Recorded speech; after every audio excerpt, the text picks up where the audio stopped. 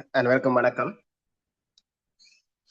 MSO EB வழிகாட்டல் வகுப்பு தொடரில இணைஞ்சிருக்கிறோம். நாங்கள் மேலும் ஒரு கணக்கீட்டு முறை வகுப்பில் இணைஞ்சிருக்கிறோம். மற்றது நேற்றைய தினம் இந்த எக்ஸாம் டிபார்ட்மெண்டால மே மாதம் இடம்பெற உள்ள பரீட்சைகள் தொடர்பான ஒரு பரீட்சை நாட்காட்டி ஒன்று வெளியிடப்பட்டிருந்தது. அதனை சிலர் பார்த்துட்டு கேட்டிருந்தீங்க, உங்களுடைய எக்ஸாம் ஷெடியூல் ஆக இல்லையன்ற மாதிரி. உங்களுக்கு எக்ஸாம் வைக்க போறது பரீட்சைகள் திணைக்களம் கிடையாது. சரிதானே? எக்ஸாம் டிபார்ட்மெண்ட் இதுவரை காலமுமே MSO3க்கு எக்ஸாம் டிபார்ட்மெண்ட் தான் இபி எக்ஸாம் ஷெடியூல் பண்ணி இருந்தது. ஆனால் இந்த முறையில இருந்து உங்களுடைய இபி எக்ஸாம் ஏற்கனவே MSO2க்குரிய சென்ட்ரல் கவர்மெண்ட் MSO2க்குரிய இபி எக்ஸாம சிலிடா லாஸ்ட் இயர்ல இருந்து நடத்தி கொண்டு இருக்கு.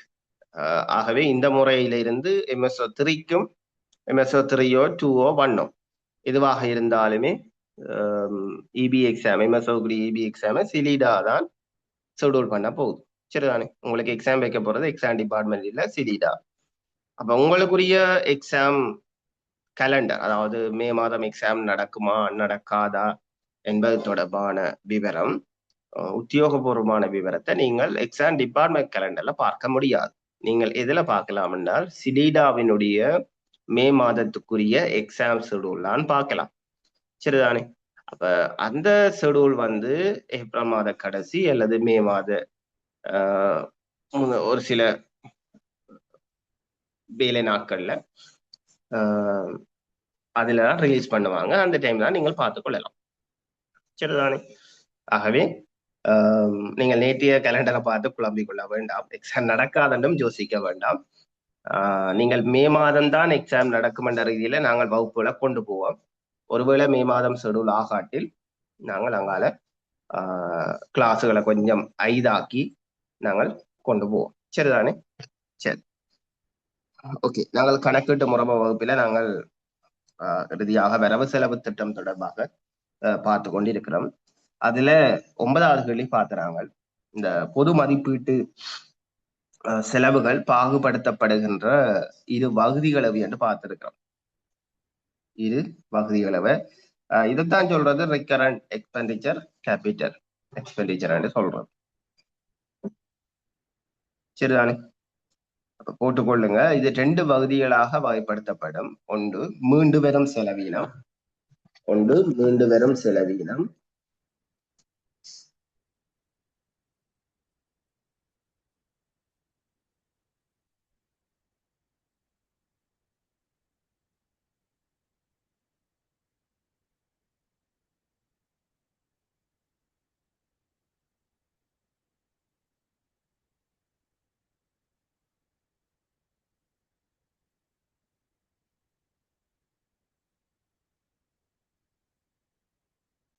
மீண்டு வரும் செலவீனம். மீண்டு வரும் செலவீனம் என்றால் அது நடைமுறை செலவீனம் 2 3 தானா? அடுத்தது 2வது மூலதன செலவீனம்.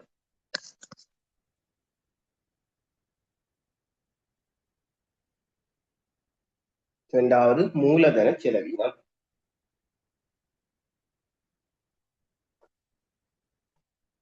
மூலதன செலவீனம்.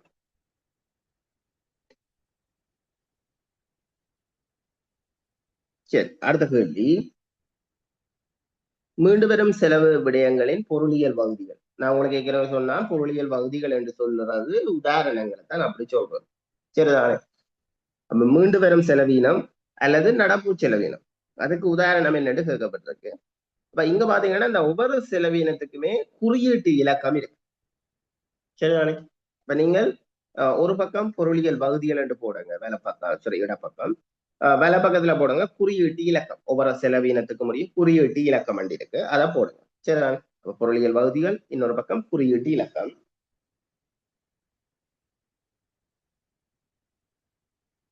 குறியீட்டு இலக்கம்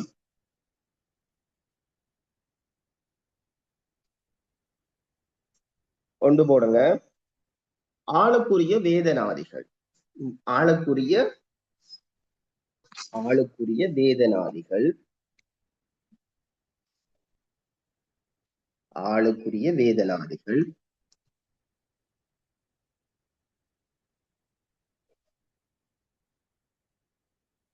ஆளுக்குரிய வேதனாதிகள் என்று சொல்றது சம்பளம். வேதனாதி என்ற சம்பளம்.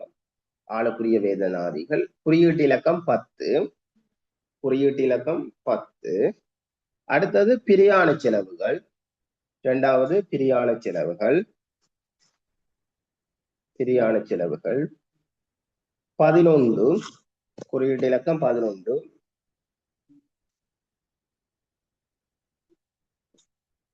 மூன்றாவது வழங்கல்கள்.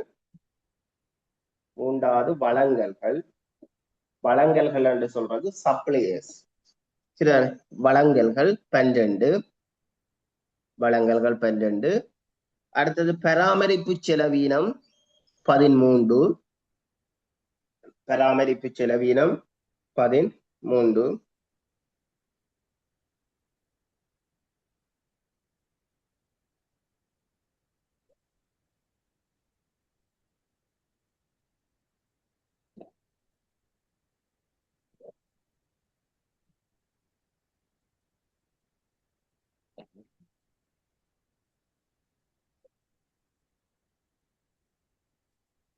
பராமரிப்பு செலவீனம் 13. சேவைகள் 14. சேவைகள் 14. சேவைகள் 14.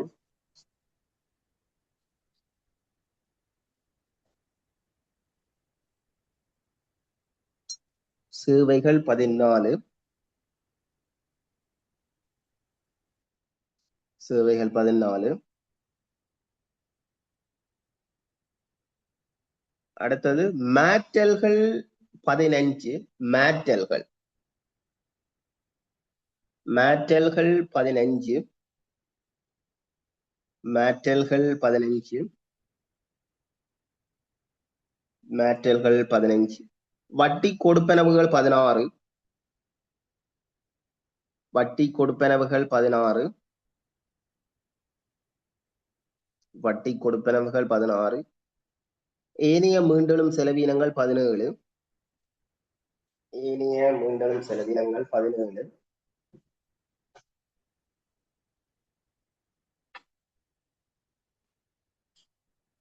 ஏனைய மீண்டலும் செலவீனங்கள் 17. சரிதானே? இவைகள் மீண்டலும் செலவீனம் அல்லது மீண்டு வரும் செலவீனம் அல்லது நடப்பு செலவீனம் என்பதற்கு உதாரணங்களாக இருக்கும். அடுத்த கேள்வியை பாருங்க. மூலதன செலவீன விடயங்களின் பொருளியல் வகுதிகள். அதையும் நீங்கள் ரெண்டா பிரியுங்க. இடப்பக்கத்துல பொருளியல் வகுதிகள், வலப்பக்கத்துல குறியீட்டு இலக்கங்கள் அல்லது குறியீட்டு இலக்கம்.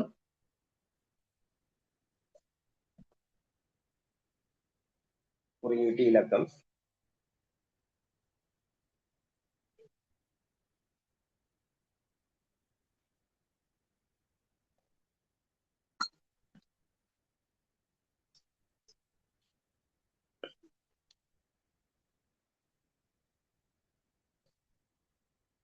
ஒன்று, மூலதன சொத்துக்களின் புனரமைப்பும் மேம்பாடும். மூலதன சொத்துக்களின் புனரமைப்பும் மேம்பாடும்.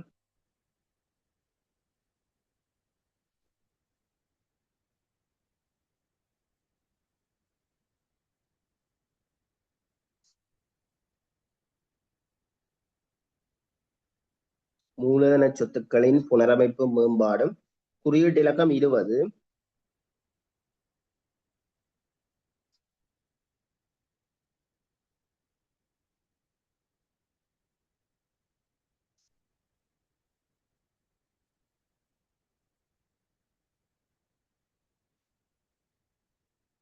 குறியீட்டு இலக்கம் 20.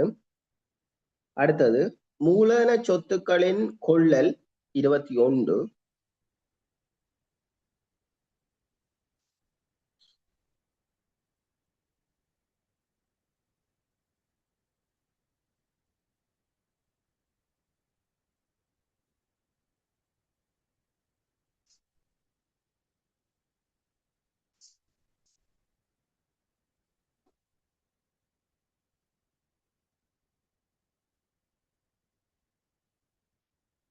மூலதன சொத்துக்கள் கொள்ளல் 21. அடுத்தது மூலதன சொத்துக்களின் மாற்றல்கள். அடுத்தது மூலதன சொத்துக்களின் மாற்றல்கள் 22. மூலதன சொத்துக்களின் மாற்றல்கள் 22.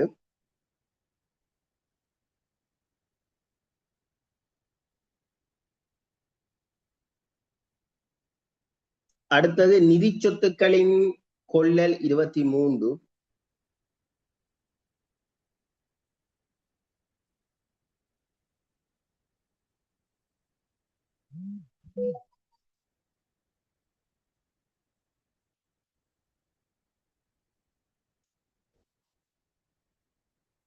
நிதி சொத்துக்களின் கொள்ளல் 23. அடுத்தது ஆளுமை விருத்தி. அடுத்தது ஆளுமை விருத்தி 24. ஆளுமை விருத்தி 24. அடுத்தது பிற மூலதன செலவினம் 25.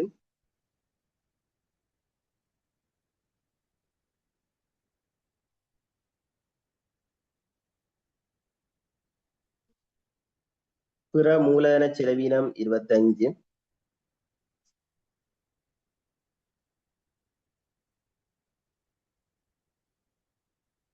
அடுத்தது பொது படுகடன் மீள் கொடுப்பனவுகள்.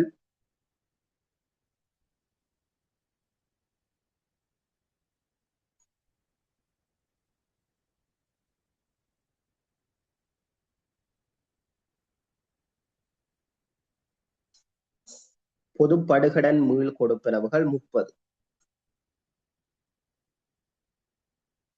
பொது படுகடன் மீள் கொடுப்பனவுகள் 30.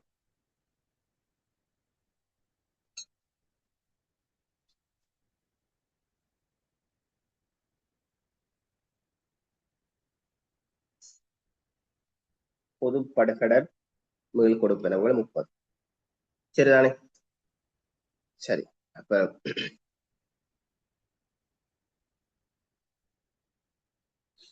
பொது மதிப்பீட்டு செலவுகள் பாகுபடுத்தப்படுகின்ற இரு பகுதிகள்.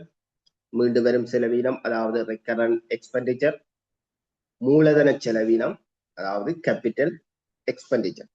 சரிதானே? அதற்கு உதாரணங்களும் பார்த்திருக்கிறோம். அடுத்த விஷயம் கடைசி கேள்வியை பாருங்க. இதுல இந்த அரசினுடைய வரவு செலவு திட்டம்டா என்னென்னலாம் ஏற்கனவே பார்த்திருக்கிறோம்.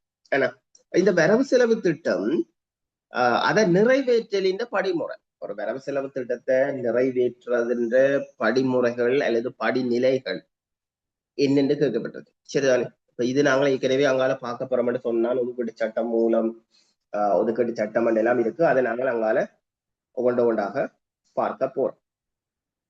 சரிதானே? சரி.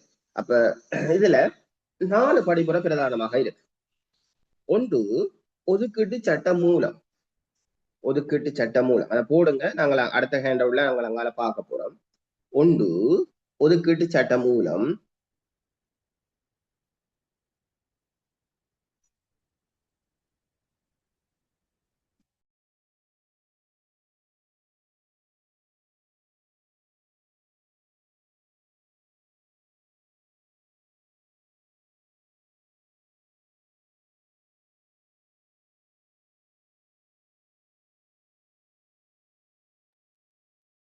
முதலாவது ஒதுக்கீட்டு சட்டம் மூலம். இரண்டாவது முன்மொழிவுகள்.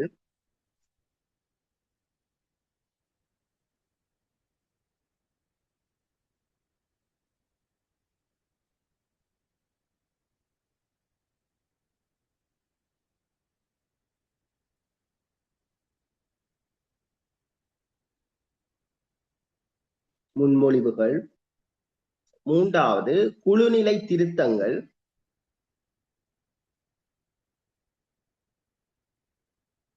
குழுநிலை திருத்தங்கள். குழுநிலை திருத்தங்கள்.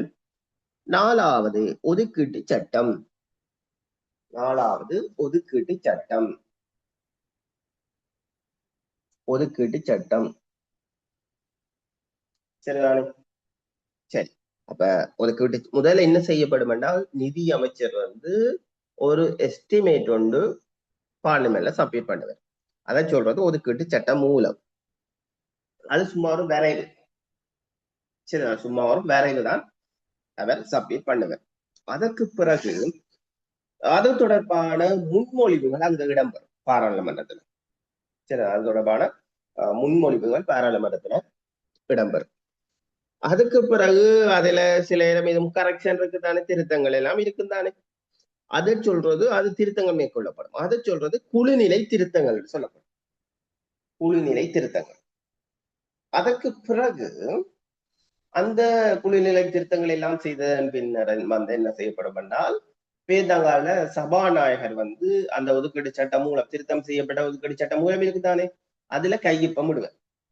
கையொப்பம் விட்டதன் பின்னர் அது வந்து ஒதுக்கீடு சட்டமாக மாற்றப்படும். அதுக்கு வந்து ஒதுக்கீடு சட்டமாகும். அப்ப இதைத்தான் சொல்றது பட்ஜெட், வரவு செலவு திட்டம் என்று சொல்றது இப்படித்தான்.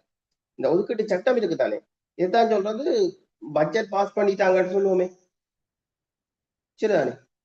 அது பட்ஜெட்டுக்கு அப்ரூவல் கிடைக்கிறது இந்த ஒதுக்கீட்டு சட்டமாகிற.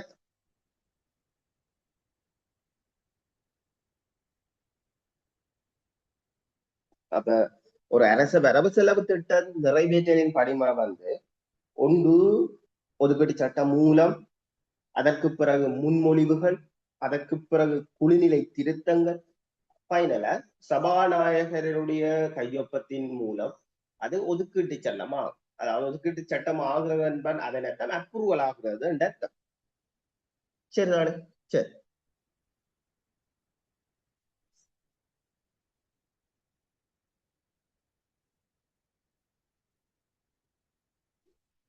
அப்ரூவல் ஆகிக் கொள்வது.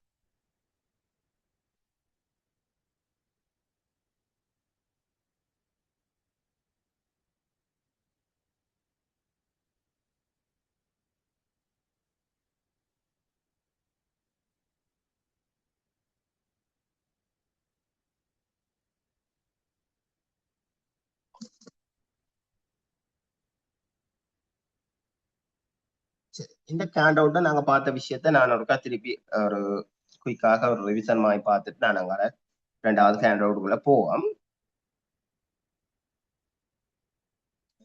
அப்ப இந்த கேண்ட் அவுட்ல பாத்தீங்கன்னா நாங்கள் முதல் விஷயமாக பார்த்தது எங்களுடைய இந்த எஃப்ஆர் பொறுத்த வரையில முதல் நிதியாண்டு. என்ன நிதியாண்டுடா என்னன்னு பாத்துறாங்க. நிதியாண்டு என்றால் என்ன, நிதியாண்டு ஆரம்பிக்கிற முடிவடைகின்ற திகதிகள் பார்த்திருக்கிறோம். அதே போல திரட்டு நிதி என்றா என்ன, திரட்டு நிதிக்குரிய மாறுபடும். திரட்டு நிதி, பொது நிதி, ஒன்றித்த நிதியம் எல்லாம் ஒன்றுதான். அப்ப திரட்டு நிதி என்றா என்ன என்றெல்லாம் பார்த்திருக்கோம். திரட்டு நிதி என்றால் என்னன்னு பார்த்திருக்கிறோம். அதே போல இந்த திரட்டு நிதி தொடர்பாக முழுமையான கட்டுப்பாட்டு அதிகாரத்தை கொண்ட அமைப்பு, அதை யார் கண்ட்ரோல் படுத்தினார்? திரட்டு நிதி தொடர்பான முழுமையான கட்டுப்பாட்டு அதிகாரம் யாருக்கு இருக்கின்ற எந்த அமைப்பு? அது பாராளுமன்றம். அதுவும் பார்த்திருக்கு. சரிதானே. அதே போல இந்த திரட்டு நிதியில இருந்து செய்யப்படுகின்ற செலவினங்களை நாங்கள் ரெண்டா பிரிக்கலாம். ஒன்று வழங்கல் சேவை செலவு, இன்னொன்று விசேட சட்ட சேவை செலவு. மற்றது எல்லாரும் விளங்கி வச்சு கொள்ளுங்க, திரட்டு நிதியிலிருந்து செய்யப்படுகின்ற செலவினங்கள் ரெண்டு வகை: வழங்கல் சேவை செலவு, விசேட சட்ட சேவை செலவு. அதே போல இந்த பொது மதிப்பீட்டு செலவுகள் பாகுபடுத்தப்படுகின்ற இரு பகுதிகள், அது மீண்டு வரும் செலவு, மூலதன செலவு. அப்ப நீங்கள் இதில் ரெண்டிலையும் கன்ஃபியூஸ் ஆகக்கூடாது. சரிதானே. அப்ப திரட்டு நிதியிலிருந்து செய்யப்படுகின்ற செலவினம் என்னென்ன? வழங்கல் சேவை செலவு, விசேட சட்ட சேவை செலவு. அப்ப இந்த நாங்கள் திரட்டு நிதியிலிருந்து கொடுக்கப்படுகின்ற கொடுப்பனவுகள் பார்த்திருக்கிறோம். திரட்டு நிதியில இருந்து கொடுக்கப்படுகின்ற கொடுப்பனவுகள் என்னென்னு பார்த்திருக்கிறோம். சரிதானே. அதே போல இந்த வழங்க சேவை செலவண்டா என்ன, விசேட சட்ட சேவை செலவண்டா என்ன, அதற்கான உதாரணங்கள் எல்லாம் பார்த்திருக்கிறோம். அதற்கு பிறகு பார்க்கிறாங்க, இந்த திரட்டு நிதியில இருந்து பணத்தை விடுவிக்கிறது நாங்கள் இலகுவாக விடுவிச்சு கொள்ள இயலாம். அதற்காக ஒரு ஆவணம் வந்து இருக்கு, அதுதான் ஆணைச்சீட்டுகள் சொல்லுவோம். அதுதான் சொல்றது என்ன, ஆணைச்சீட்டுகள். ஆணைச்சீட்டுகள் சொல்லுவோம். சரி, அப்ப அந்த ஆணைச்சீட்டுகள் தொடர்பாக ஆணைச்சீட்டா என்னன்னு பார்க்கிறாங்க. அதே போல ஆணைச்சீட்டுகளின் வகைகள் பார்த்திருக்கிறோம். ஒவ்வொரு ஆணைச்சீட்டுகளும் என்னென்ன தேவைகளுக்காக பயன்படுத்தப்படும் என்ற விஷயங்கள் பார்த்திருக்கிறோம். அதே போல இந்த ஆணைச்சீட்டுகளில ஒரு ஆணைச்சீட்டு குறித்த நிதியாண்டு நிறைவடைஞ்சாலும் அது காலாவதி ஆகாது என்றும் பார்த்திருக்கிறோம். அது என்ன ஆணைச்சீட்டு பார்த்திருக்கிறோம். அதே போல ஆணைச்சீட்டுகளில கையொப்பமிடுகின்ற அதிகாரம் யாருக்கு இருக்குன்னு பார்த்திருக்கிறோம். யாரா சொல்லுங்க பாப்போம். ஆணைச்சீட்டுகளில கையொப்பமிடுகின்ற அதிகாரம் யாருக்கு இருக்கு? இந்த ஆணைச்சீட்டுகள்ல கையொப்பமிடுகின்ற அதிகாரம் யாருக்கு உள்ளது?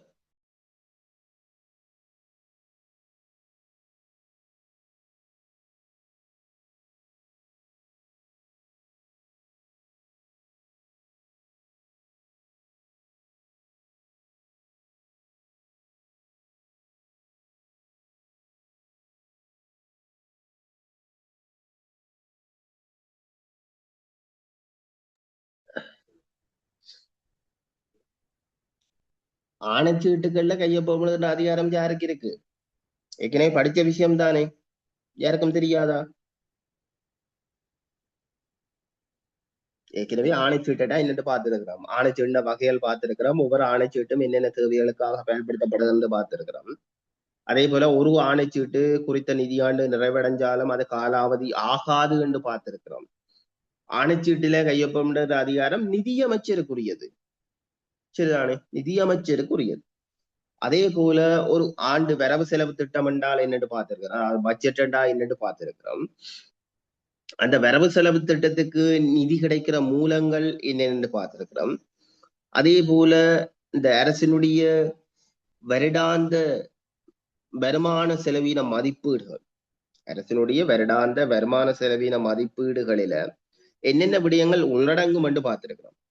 அதே போல இந்த செலவு மதிப்பீடு என்ற உள்ளடக்கி இருக்கிற 3 விடயம் இருக்கு. பொது மதிப்பீடு, முன்பண கணக்கு முயற்சிகள், சம்பளம் என்று 3 பகுதிகள் இருக்கு. அது என்னென்னு பார்த்திருக்கிறோம். அதுக்கு பிறகு நாங்க பார்த்தது வரவு செலவு திட்டத்தை வரவு செலவு திட்டம் தயாரித்தலோட தொடர்படுகின்ற உத்தியோகத்தர்களும் அவர்கள் என்னென்ன விடயத்தோட தொடர்பட போயினம் என்றதை நாங்கள் பார்த்திருக்கிறோம். அதற்கு பிறகு பொது மதிப்பீட்டு செலவுகள் பாகுபடுத்தப்படுகின்ற 2 பகுதிகள் என்ன என்று பார்த்திருக்கிறோம். அந்த மீண்டு வரும் செலவீனம், மூலதன செலவீனம், அதுக்கு உதாரணங்கள் பார்த்திருக்கிறோம். அதே போல இந்த நிறைவேற்றப்படுகின்ற பட்ஜெட் வரவு செலவு திட்டம் நிறைவேற்றப்படுகின்ற படிமுறைகள் பார்த்திருக்கிறோம். மற்றது இதுல ஒரு நோட் ஒன்று போடுங்க. நாங்கள் இந்த மீண்டு வரும் செலவீனம், மூலதன செலவீனம் இருக்குத்தானே, அதண்டா என்னன்னு பார்ப்போம். உங்களுக்கு நார்மலா தெரியும், ரெக்கரண்ட் கேபிட்டல் ஆபீஸ்ல இந்த சொற்பதம் எல்லாம் கேள்விப்பட்டிருப்பீங்க. போடுங்க மீண்டு வரும் செலவீனம் போடுங்க. சோட்டா அதுக்கு பார்த்துட்டு போவோம் அடுத்ததுக்கு. மீண்டு வரும் செலவீனம்,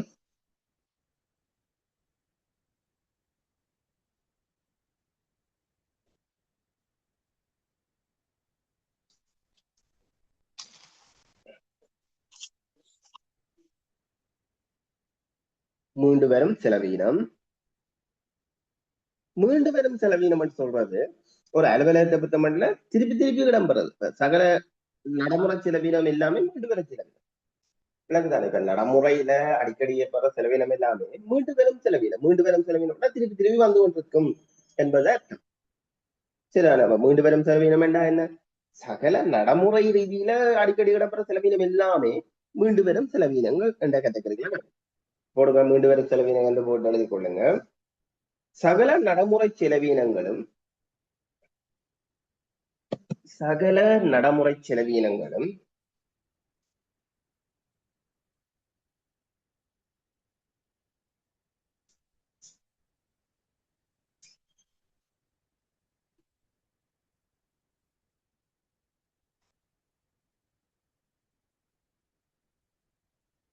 சகல நடைமுறை செலவீனங்களும்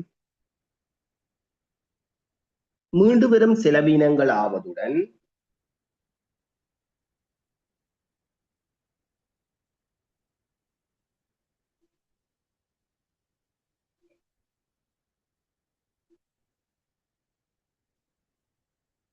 சகல நடைமுறை செலவீனங்களும் மீண்டு வரும் செலவீனங்கள் ஆவதுடன்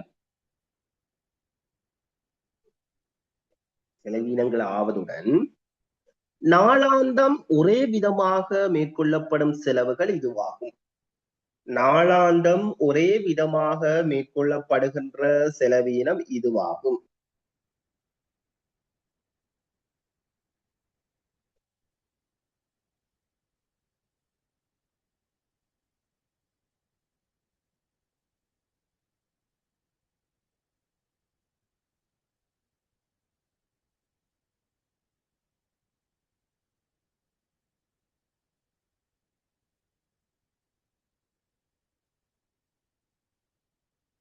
நாளாந்தம் ஒரே விதமாக மேற்கொள்ளப்படும் செலவுகள் இதுவா.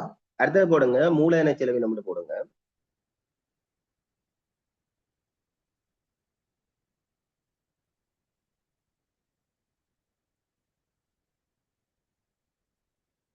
மூலதன செலவினம். மூலதன செலவினம் சொல்றது இந்த நீண்ட கால பாவனைக்கு இருக்கிற சொத்துக்கள் இருக்கு தானே, தளபாடங்கள், இயந்திரங்கள், அப்படியான சொத்துக்கள். அதன் வெஹிக்கிள்கள் எல்லாம் வரும். சரி, அதன் மீது செய்யப்படுகின்ற செலவினங்கள் எல்லாமே மூலதன செலவுகள் என்று சொல்லப்படும். Capital expenditure. சரி, கேபிட்டல் எக்ஸ்பெண்டிச்சர். போட்டுக்கொள்ளுங்க. நீண்டகால பயன்பாட்டுக்கான நீண்டகால பயன்பாட்டுக்கான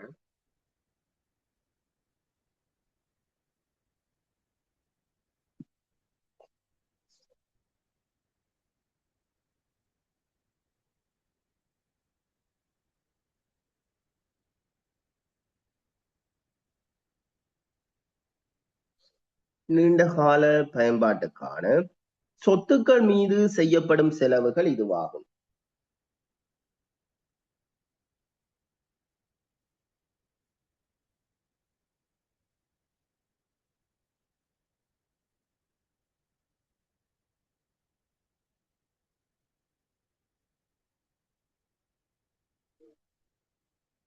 நீண்டகால பயன்பாட்டுக்கான சொத்துக்கள் மீது செய்யப்படும் செலவுகள் இதுவாகும்.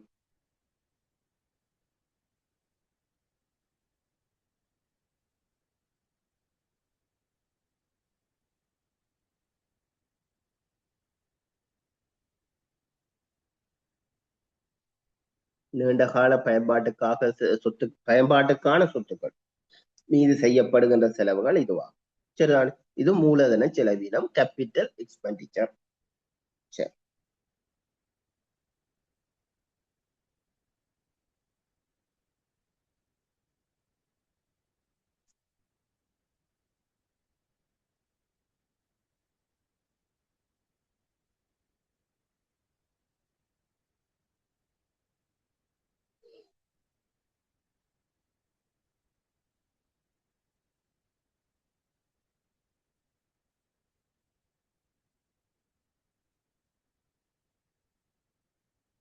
சரி, நாங்கள் இரண்டாவது கையேட்டுகளை போவோம். சரிதானே.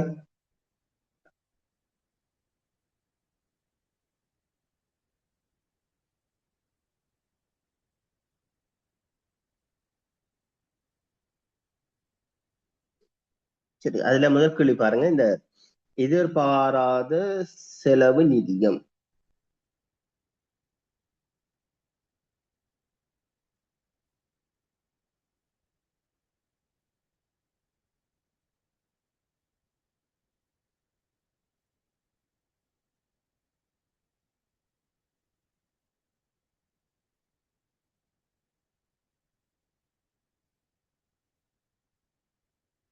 எதிர்பாராத செலவு நிதியம். சரி, எழுதிக் கொள்ளுங்க, நான் விளங்கப்படுத்துறேன். எழுதிக் கொள்ளுங்க. இதை நீங்கள் இந்த உங்களுக்கு நான் ஏற்கனவே சொன்ன மாதிரி இந்த ஒபி சிஸ்டம், அக்கவுண்டிங் சிஸ்டம் கிளாஸ்கள் hand out question hand out ஆக இருக்கும். நாங்கள் ஒவ்வொரு கொஸ்டினாக எக்ஸ்பிளைன் பார்த்து அது தொடர்பான இதர விடயங்களையும் பார்த்து அதை நீங்கள் எழுதுற கொஸ்டின் வித் ஆன்சராகத்தான் இது போகும். அப்ப இதுல நீங்கள் இப்ப இத கையேடு 2 கணக்கீட்டு முறைமை கையேடு 2 என்று போட்டுட்டு கொஸ்டின் நம்பரை போட்டு ஆன்சர் எழுதி வச்சுக்கொள்ளுங்க. சரிதானே. இப்ப இந்த நீங்கள் ஹேண்ட் அவுட் பிரிண்ட் அவுட் எடுத்து அதை அட்டாச் பண்ணலாம், அல்லது ஒரு கொப்பி தனித்தனி கொப்பிகள் வச்சிருக்கிறது கொஞ்சம் பெட்டராக இருக்கு. அக்கவுண்டிங் சிஸ்டத்துக்கு ஒரு தனி கொப்பியும் ஒபி சிஸ்டத்துக்கு ஒரு தனி கொப்பியும் வச்சிருந்தா உங்களுக்கு இன்னும் பெட்டராக இருக்கும். ஹேண்ட் அவுட் இலக்கத்தை போட்டுட்டு கொஸ்டின் இலக்கத்தையும் போட்டுட்டு ஆன்சரை நீங்கள் குறிப்பெடுத்துக் கொள்ளக்கூடியதாக இருக்கும். அது படிக்கிறது இலகுவானதா இருக்கு. சரிதானே? சரி, இதுல பாருங்க, முதலாவது எதிர்பாராத செலவு நிதியம் போட்டுக்கொள்ளுங்க. பாராளுமன்றம் பாராளுமன்றம்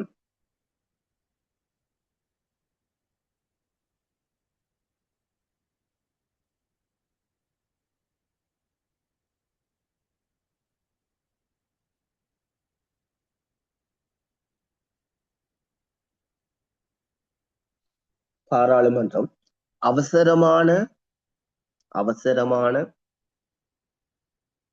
அவசரமான எதிர்பாராத செலவினத்திற்கு பாராளுமன்றம் அவசரமான எதிர்பாராத செலவினத்திற்கு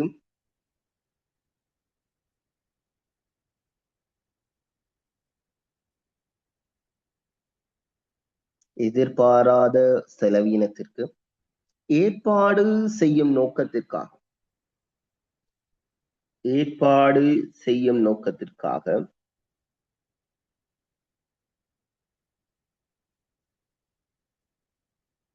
ஏற்பாடு செய்யும் நோக்கத்திற்காக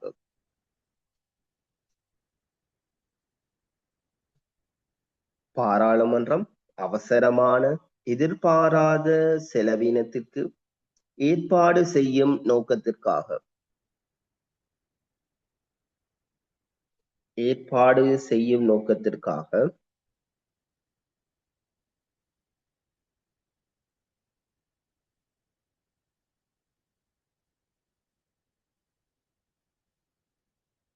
ஏற்பாடு செய்யும் நோக்கத்திற்காக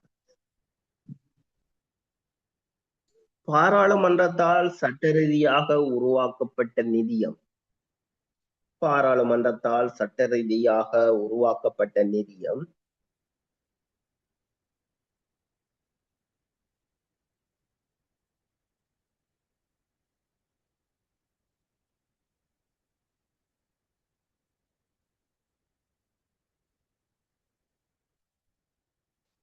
பாராளுமன்றத்தால் சட்ட ரீதியாக உருவாக்கப்பட்ட நிதியம் எதிர்பாராத செலவு நிதியமாகும். எதிர்பாராத செலவு நிதியமாகும்.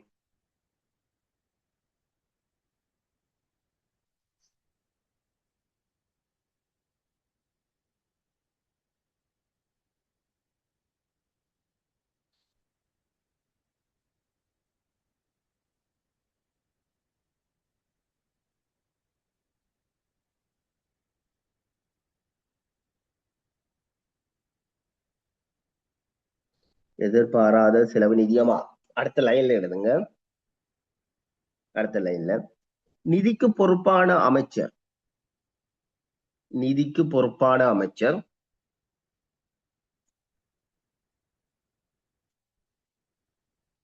நிதிக்கு பொறுப்பான அமைச்சர்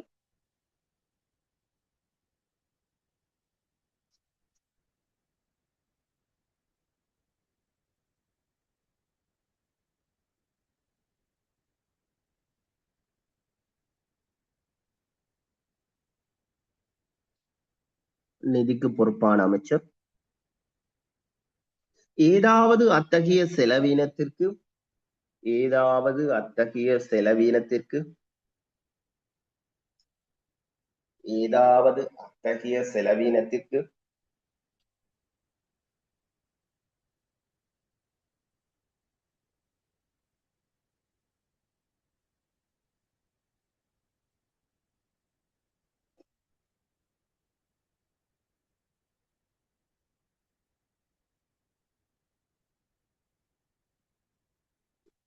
ஏதாவது அத்தகைய செலவினத்திற்கு தேவை உள்ளதெனவும் தேவை உள்ளதெனவும்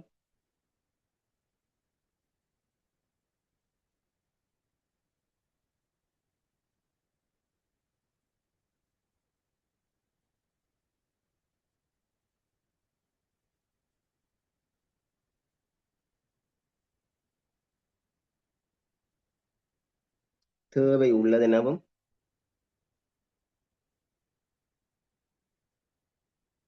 அத்தகைய செலவினத்துக்கு ஏற்பாடு எதுவும் இல்லை எனவும் அத்தகைய செலவினத்திற்கு ஏற்பாடு எதுவும் இல்லை எனவும்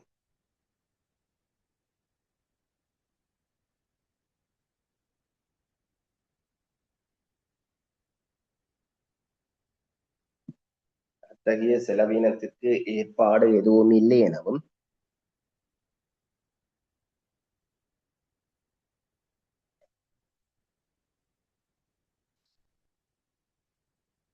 அத்தகைய செலவினத்திற்கு ஏற்பாடு எதுவும் இல்லை எனவும் திருப்தியுற்றால் திருப்தியுற்றால் திருப்தியுற்றால்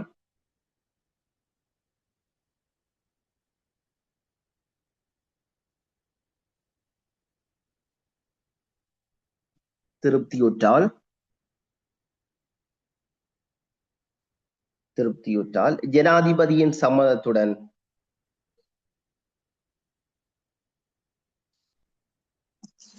ஜனாதிபதியின் சம்மதத்துடன்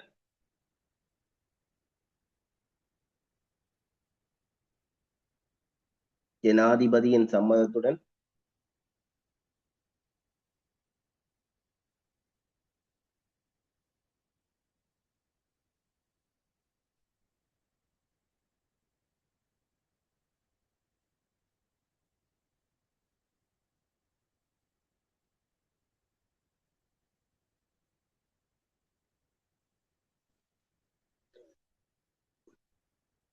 ஜனாதிபதியின் சம்மதத்துடன் முற்பணமாக வழங்குவதற்கு அதிகாரம் அளிக்கலாம். முற்பணமாக வழங்குவதற்கு அதிகாரம் அளிக்கலாம்.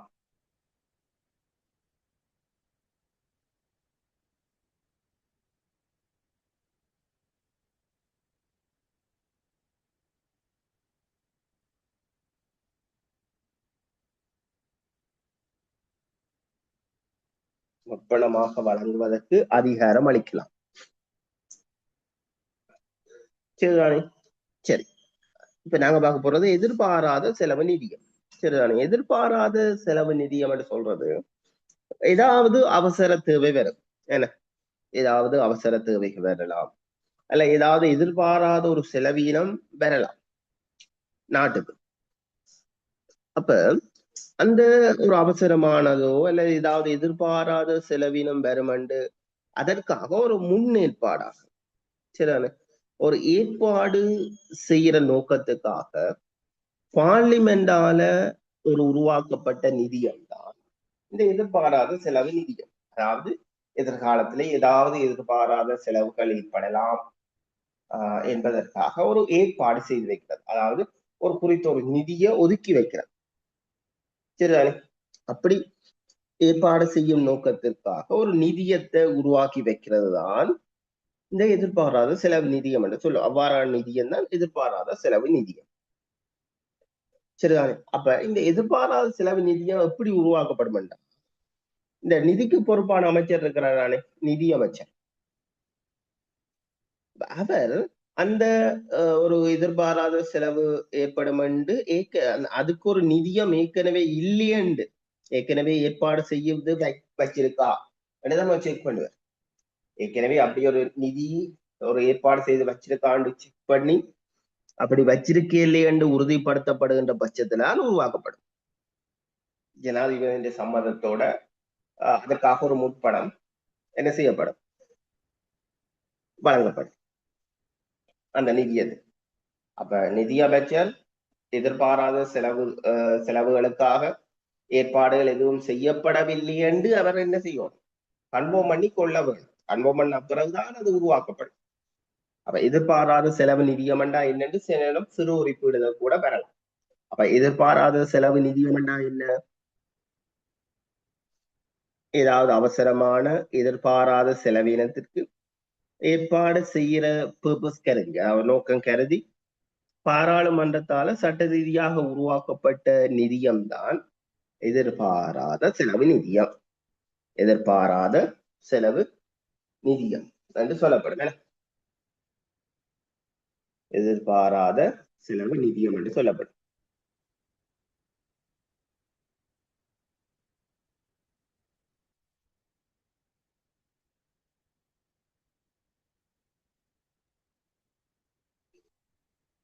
சரி, இரண்டாவது கேள்வியை பாருங்க. வரவு செலவு திட்டத்தினை தயாரிப்பது தொடர்பட்ட முறை.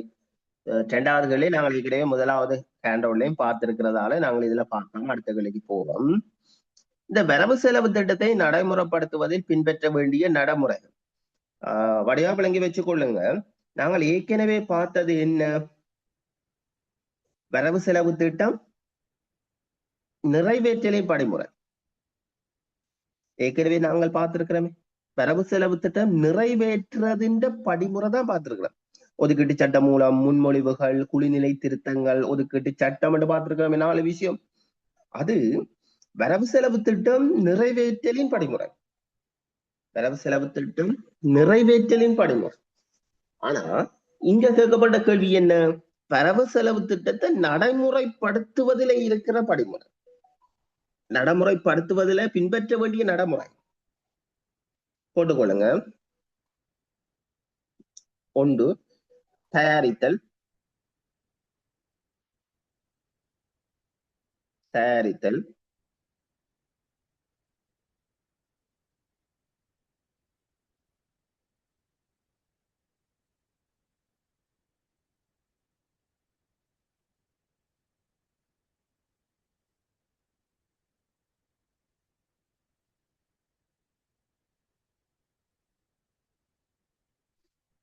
முதலாவது தயாரித்தல், இரண்டாவது அனுமதித்தல்,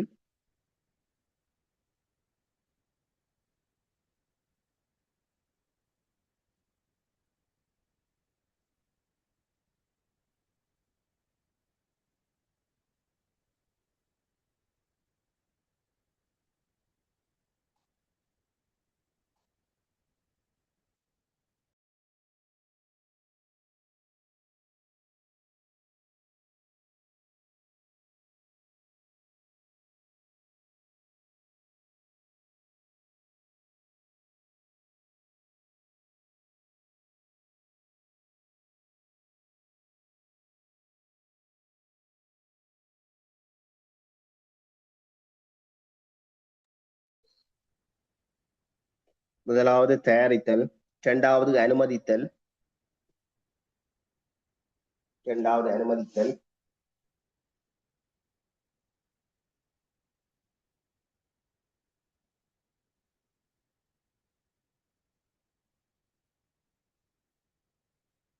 அனுமதித்தல், மூன்றாவது நடைமுறைப்படுத்தல், மூன்றாவது நடைமுறைப்படுத்தல்,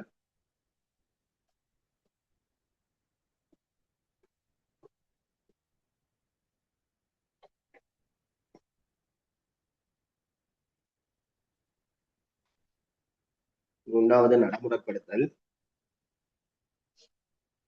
நாலாவது அறிக்கையிடுதல்,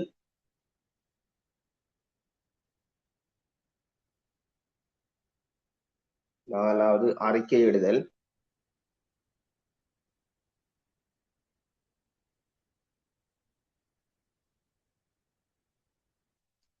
அறிக்கையிடுதல், அஞ்சாவது கணக்கீடு செய்தல், அஞ்சாவது கணக்கீடு செய்தல்,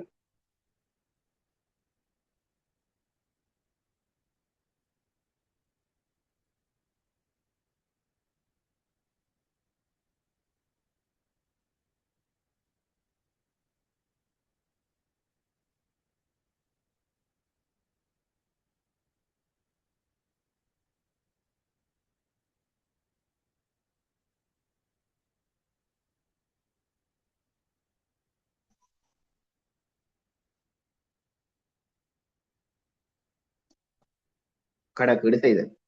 சரிதானே? இது என்ன? ஒரு வரவு செலவு திட்டத்தினை நடைமுறைப்படுத்துறதுல பின்பற்ற வேண்டிய நடைமுறை. நடைமுறைப்படுத்துறது அது எப்படி நடைமுறைப்படுத்துறேன்றால், முதல் தயாரிக்க வேணும், பேருந்து அனுமதிக்க வேணும், அதற்கு பிறகு அதை நடைமுறைப்படுத்தணும், அந்த பட்ஜெட்டை நடைமுறைப்படுத்தணும், பேருந்து அது தொடர்பாக ஒரு அறிக்கை ஒன்று இட வேணும், அதற்கு பிறகு கணக்கீடு செய்யும். சரி, நம்ம ஒரு பட்ஜெட் பாத்தீங்களா என்றால் முதல் தயாரிக்கப்படும், பேருந்து அதை அனுமதிக்கப்படும், ஏன்னா பேருந்து அது அனுமதிக்கப்படும், அதற்கு பிறகு அதை நடைமுறைப்படுத்துறது, அந்த பட்ஜெட்டை அடுத்த ஆண்டு நடைமுறைப்படுத்துறது, நடைமுறைப்படுத்தி பேருந்து அதை அறிக்கையிடணும், நடைமுறைப்படுத்தின பிறகு அதை அறிக்கையிடணும், சில ரிப்போர்ட் செய்யணும், அதுக்கு பிறகு அக்கவுண்ட் செய்யணும், கணக்கீடு செய்ய வேணும்.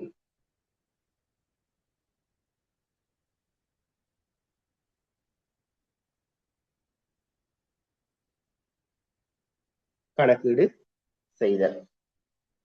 சரி, அடுத்த கேள்வியை பாருங்க. வரவு செலவு திட்டம் நிறைவேற்றலையும் படிமுறை நாங்கள் கேண்டவுன் ஒன்ல பார்த்துட்டு தானே நிறைவேற்றலையும் படிமுறை பார்த்திருக்கிறோம் 4 இருக்கு. இப்ப 3வது பார்த்த நாங்கள் நடைமுறைப்படுத்த நடைமுறையில் பார்த்திருக்கோம். சரி, 5வது கேள்விக்கு வாங்க. வருடாந்த மதிப்பீட்டில் செலவீன மதிப்பீட்டு அலகுகள் யாவை?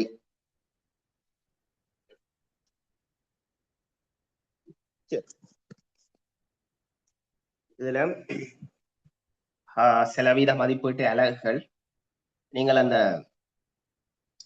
போர்ட் லெஜர் இருக்கு தானே, போர்ட் நம்பர் என்று கேள்விப்பட்டிருப்பீங்க அலுவலகத்துல. போர்ட் நம்பர் அதுல இருக்கிற ஒவ்வொரு விஷயமே ஒவ்வொரு இலக்கமும் ஒவ்வொரு விடயத்தை குறிப்பிட போகுது. சரிதானே? நாங்கள் அடுத்ததா பார்க்க போறது அந்த போர்ட் நம்பர்ல இருக்கிற ஒவ்வொரு நம்பரும் என்னென்ன விடயத்தை குறிப்பிடுதுன்னு பார்க்க போறோம். அதே போல விசேட நியதி சட்ட நிதியம் என்ற ஒரு நிதியம் இருக்கு, அப்படி ஏண்டா என்னன்னு பார்க்க போறோம். இப்போ நாங்கள கருத்திட்டம், அந்த போர்ட் நம்பர்ல ஒன்று கருத்திட்டம். சரிதானே? அங்கால வாக்கு பணம் என்றா என்ன, சரிதானே? அப்படி கொஞ்சம் விஷயம் பார்க்க போறோம்.